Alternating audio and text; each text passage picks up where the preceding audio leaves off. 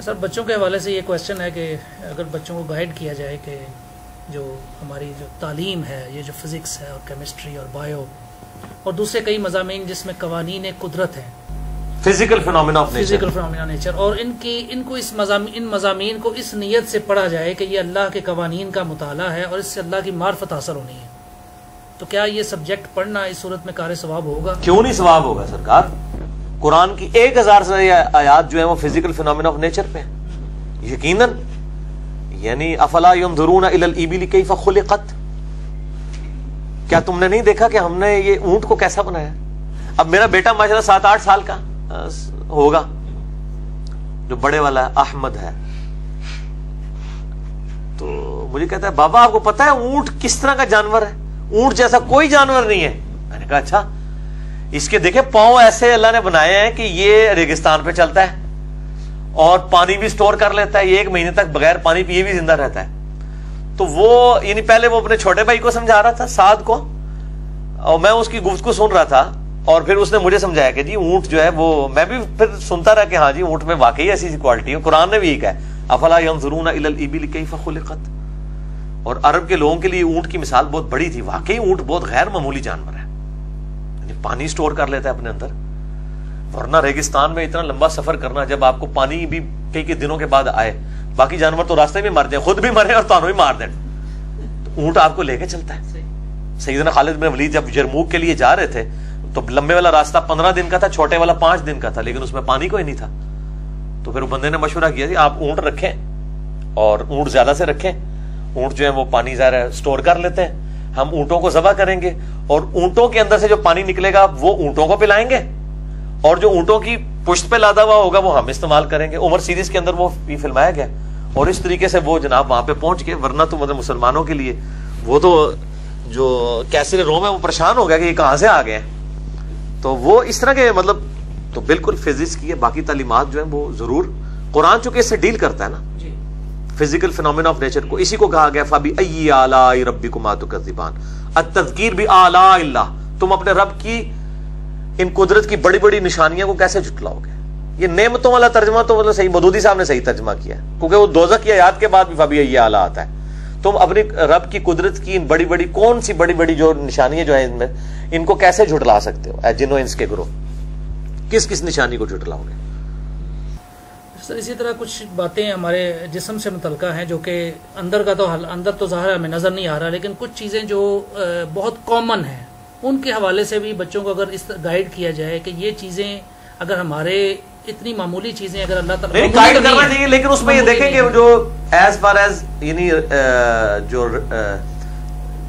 تعلیم ہے سیکس کی، جی اس کو تو بس اسی ایج میں ہی جا کے ایجوکیٹ کیا جائے، اس کے علاوہ جو چیزیں وہ ایجوکیٹ کی جا سکتی. جیسے سر ناک کا فلٹر ہے، یہ بھی ایک ناک میں جو مواد بنتا ہے، اور پھر کان کا جو چیز ہے، اور پھر جو جسم سے فضلات خارج ہوتے ہیں، یہ ایک اللہ تعالیٰ کی بہت بڑی ایک نعمت ہے یہ چیز.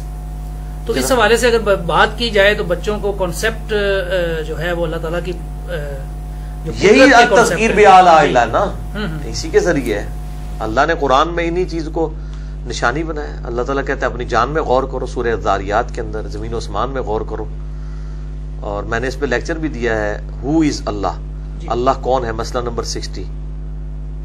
اور ایک اور لیکچر ہے مسئلہ 83B ہو کریٹڈ گاڈ، ٹھیک ہے. اور 83C ہے ایگزسٹنس آف گاڈ. تو ظاہر خدا ہی اس کائنات کی سب سے بڑی حقیقت ہے. God is the only explanation of all the physical phenomena in this universe. بلکہ خدا ہی کا ذکر ہونا چاہیے، کسی کا ذکر خدا کی نسبت کے بغیر ہونا ہی نہیں چاہیے، چاہے آپ اپنا بھی ذکر کر رہے ہیں. ٹھیک ہے، میں تو اپنے بھائیوں کو اکثر کہتا ہوں کہ میں جب ٹوائلٹ میں جاتا ہوں نا، میں حیران ہو جاتا ہوں کہ یہ اللہ تعالیٰ نے کیسا معاملہ کیا ہے. یہ تو جن لوگوں کے گردے پھیر ہو چکے ہیں ان سے پوچھیں کہ یعنی ایک ڈائلیسس کی قیمت 5 سے 6 ہزار روپے، اور آپ کے گردے 25 ڈائلیسس روزانہ کرتے ہیں. یہ 25 ڈائلیسس آپ کو مارکیٹ سے کروانے پڑ جائیں، 1.25 لاکھ روپے کا کام ہے.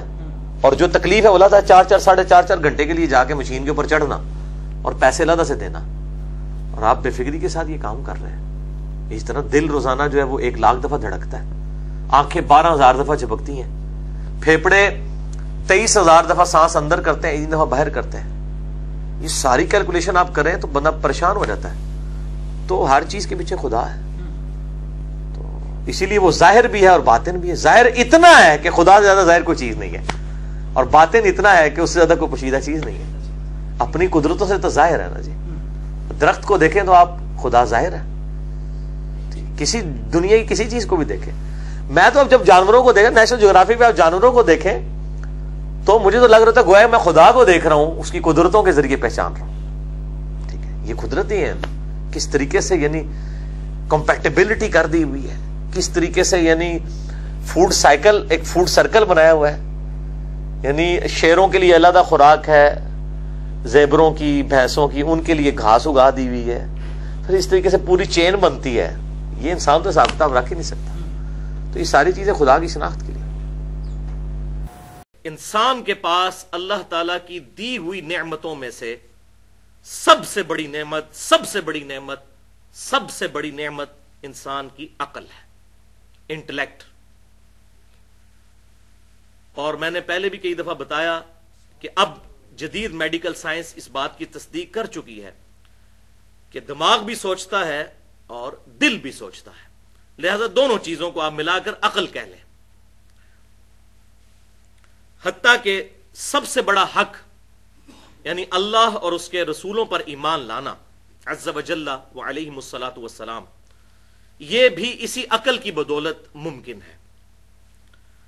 اسی لیے اللہ تعالیٰ نے تورات اور انجیل کے اندر یعنی اولڈ ٹیسٹیمنٹ اور نیو ٹیسٹیمنٹ میں بھی, اور اس فائنل ٹیسٹیمنٹ یعنی قرآن حکیم کے اندر بھی وہی 10 کمانڈمنٹس ارشاد فرمائی ہیں جو تورات اور انجیل کے اندر موجود تھیں. اور قرآنک ورژن ان کا سورہ بنی اسرائیل کی آیت نمبر 22 سے لے کر 39 تک ہے, 17 آیات میں. اور اس میں جو 9th کمانڈ آئی ہے سورہ بنی اسرائیل آیت نمبر 36, بسم اللہ الرحمن الرحیم, وَلَا تَقْفُ مَا لَيْسَ لَكَ بِهِ عِلْمٍ إِنَّ السَّمْعَ وَالْبَصَرَ وَالْفُؤَادَ كُلُّ أُولَٰئِكَ كَانَ عَنْهُ مَسْئُولًا. اے انسان کسی چیز کی پیروی اس وقت تک مت کر جب تک کہ تجھے اس چیز کے بارے میں ڈیفینیٹ علم حاصل نہ ہو جائے. بے شک کان, آنکھیں اور عقل, اپروپریٹ ٹرانسلیشن فواد کی ہے عقل. فعید کہتے ہیں عربی میں بھجیا کو, فائدے والی چیز کو, ایکسٹریکٹ کی گئی چیز. ان 3 اعضاء کے بارے میں تجھ سے پوچھا جائے گا کہ تو نے ان 3 اعضاء کو استعمال کر کے حق بات حاصل کرنے کی کوشش کیوں نہیں کی. اسی طریقے سے سورہ الزمر کی آیت نمبر 9 کے اندر اللہ تعالیٰ نے ارشاد فرمایا, بسم اللہ الرحمن الرحیم, قل هل يستوي الذين يعلمون والذين لا يعلمون انما يتذكر اولو الالباب. اے محبوب صلی اللہ علیہ وسلم فرما دیجئے کہ علم والے اور بغیر علم والے برابر نہیں ہو سکتے, اور نصیحت تو قبول نہیں کرتے مگر عقل والے, اولو الالباب. اور اس کے برعکس جو لوگ اپنی عقل کو استعمال نہیں کرتے, اپنے کانوں کو استعمال نہیں کرتے, اپنی آنکھوں کو استعمال نہیں کرتے, اللہ تعالیٰ نے ان کے ایک ایک عضو کا ذکر کر کے آخر میں گاڑا فتویٰ لگایا ہے. جو لوگ کان استعمال نہیں کرتے, آنکھیں استعمال نہیں کرتے, عقل استعمال نہیں کرتے, سورۃ الاعراف کی آیت نمبر 179 میں اللہ تعالیٰ نے ان پر گاڑا فتویٰ لگایا, اولئک کالانعام بل ہم اضل. یہ لوگ تو جانوروں کی مانند ہیں مگر بلکہ اس سے بھی بڑھ کر, اولئک کالانعام بل ہم اضل. یہ لوگ جانوروں کی مانند ہیں بلکہ اس سے بھی بڑھ کر, والعیاذ باللہ. تو بھائیو, قرآن حکیم نے توہمات کو ریجیکٹ کر کے ڈیفینیٹ علم کے اوپر عقائد اور نظریات رکھنے کی ترغیب دلائی. حتیٰ کہ اس کا کلائمیکس ہے سورۃ الملک کی آیت نمبر 10, وَقَالُوا لَوْ كُنَّا نَسْمَعُ وَنَعْقِلُ مَا كُنَّا فِي أَصْحَابِ السَّعِيرِ. دوزخی جب دوزخ میں پہنچیں گے تو کہیں گے کاش ہم نے دنیا میں عقل استعمال کی ہوتی اور کانوں سے بات غور سے سن لی ہوتی تو آج ہم دوزخ میں نہ ہوتے. اور اس پر اللہ تعالیٰ کا ڈیوائن اوپینین آئے گا, فَاعْتَرَفُوا بِذَنبِهِمْ فَسُحْقًا لِأَصْحَابِ السَّعِيرِ. انہوں نے اپنے اصلی جرم کا اعتراف کر لیا, پس پھٹکار ہو ان اصحاب السعیر کے اوپر, دوزخ والوں کے اوپر. اب جرم ماننے کا فائدہ کوئی نہیں. اور بھائیوں، رسولوں کا مقدمہ ہی اسی بات پر قائم ہے کہ انسان نے اپنی عقل کو، اپنے کانوں کو، اپنی آنکھوں کو استعمال کر کے خود گمراہی سے بچ کر حق کا راستہ اختیار کرنا ہے. سورہ الدہر میں اللہ تعالیٰ نے ارشاد فرمایا انا ہدیناہ السبیل اما شاکرا و اما کفورا. ہم نے تو ہدایت کا راستہ واضح کر دیا ہے، چاہو تو اسے اختیار کر لو، چاہو تو انکار کر دو. یہ من چلے کا سودا ہے، لیکن انجام پھر مختلف ہوگا. انکار کرنے والوں کا انجام پھر اللہ کا غضب، اور ماننے والوں کا انجام جو ہے وہ اللہ تعالیٰ کی رحمت کا مقام جنت. تو اللہ تعالیٰ نے انسان کو یہ جو آزاد دیے، ان کی وجہ سے اکاؤنٹیبل ٹھہرا لیا ہے کہ انسان نے خود ہدایت کا راستہ اختیار کرنا ہے، نہ کہ ڈیسٹنی کا بہانہ بنانا ہے کہ میری تقدیر میں یہ لکھا تھا، میری قسمت میں یہ لکھا تھا. اگر اس طرح کی یہ تمام معاملات جو اللہ تعالیٰ نے حکمیہ ہمیں ارشاد فرمائے ہیں انہیں تقدیر پر چھوڑ دیا جائے، پھر تو رسولوں کا مقدمہ ہی ختم ہو جائے گا. رسولوں کا دنیا میں آنے کا مقصد ہی یہی ہے کہ ہمیں اس بات پہ جھنجھوڑیں کہ ہم اپنی عقل کو، اپنی آنکھوں کو، کانوں کو استعمال کریں. ادروائز اگر اللہ تعالیٰ نے زبردستی کسی کی ڈیسٹنی میں دوزخ یا جنت لکھی ہوئی ہے، پھر تو رسولوں کی ضرورت ہی کوئی نہیں، کتابوں کی بھی ضرورت کوئی نہیں ہے. تو ان کتابوں کا مقدمہ اور رسولوں کا مقدمہ اسی بات پر قائم ہے کہ ہم نے اپنا انٹلیکٹ استعمال کرنا ہے. علمی پوائنٹ نمبر 2، بھائیو، قرآن حکیم صرف 2 علوم کو مانتا ہے. ایک ریویلڈ نالج جو وحی کا علم ہے، اور دوسرا ایکوائرڈ نالج، سائنس کا علم، ڈیفینٹ سائنس کا علم جو مشاہدات اور تجربات کے بعد اسٹیبلش ہو جائے. ہائپوتھیسز یا تھیوریز کی بات نہیں. اور سائنس کی ہم ڈیفینیشن کیا کرتے ہیں؟ The knowledge obtained through observations and experiments is known as science. مشاہدات اور تجربات کے ذریعے حاصل کیا گیا علم سائنس کہلاتا ہے. تو قرآن صرف 2 علوم کو مانتا ہے، ریویلڈ نالج وحی کا علم یا ایکوائرڈ نالج سائنس کا علم. تیسرے کسی علم کو قرآن نہیں مانتا. اس میں میں نے تقریباً 35 منٹ کی گفتگو کی ہے. مسئلہ نمبر 39 کے نام سے اہل سنت پاک.com پر علم وحی اور علم سائنس کی اہمیت اور ان کا دائرہ کار. آج محل نہیں کہ میں اس کی ڈیٹیل میں جاؤں، بس مختصراً یہ بات عرض کر دوں کہ بھائیوں، ہم نے مشاہدات اور تجربات کے ذریعے یہ بات ڈیفینیٹلی علم کے ساتھ حاصل کی ہے کہ پیٹرول جو ہے یہ آگ کو بھڑکا دیتا ہے. اب یہ پیٹرول کی جو کوالٹی ہے یہ بالکل اسی طریقے سے ڈیفینیٹ ہے جس طرح کے کتاب و سنت کا علم ڈیفینیٹ ہے، کیونکہ یہ اللہ تبارک و تعالیٰ کا فزیکل فینومینا آف نیچر ہے. اللہ تعالیٰ اس کا پابند نہیں ہے، لیکن جو اللہ نے قوانین بنائے وہ تو بڑے محکم ہے. پوری سائنس کی بنیاد ہی ان محکم قوانین کے اوپر ہے. اگر یہ قوانین روزانہ ٹوٹنے شروع ہو جائیں تو کوئی بھی سائنٹیفک ڈسکوریز کی بنیاد کے اوپر ہم کوئی بھی چیز، کوئی مشین نہیں بنا سکتے.